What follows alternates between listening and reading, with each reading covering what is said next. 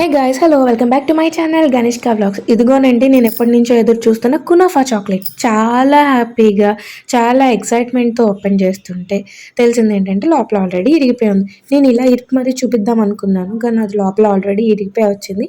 అక్కడ చిన్న డిసప్పాయింట్ అయ్యాను. అదే ఒక డిసప్పాయింట్మెంట్ అంటే విరిగిన తర్వాత చూస్తే అందులో కునాఫా లేదు. ఇంకా వీర్పు చూస్తే ఆ బయట లోపల కునాఫా ఉంది. సర్లే అని చెప్పి టేస్ట్ చేస్తే సేమ్ రెగ్యులర్ డైరీ మిల్క్‌లా అనిపించింది గానీ, కునాఫాలో నేనంత ఎక్సైట్ అయిన కునాఫా చాక్లెట్‌లా అనిపియలేదు. సర్లే అని చెప్పి మా ఆయనకో బైట్ ఇచ్చాను. ఇస్తే తను కింద పడేశాడు. సర్లే అని చెప్పి ఇంకో బైట్ ఇచ్చాను.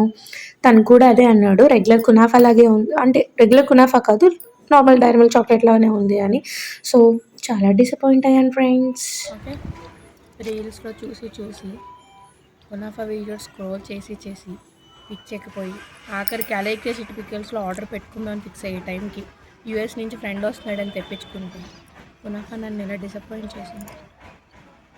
డైరీ మిల్క్ లాగే ఉంది. వీడియో మొత్తం చూసారు కాబట్టి ఒక లైక్, షేర్, సబ్స్క్రైబ్ కూడా చేయండి.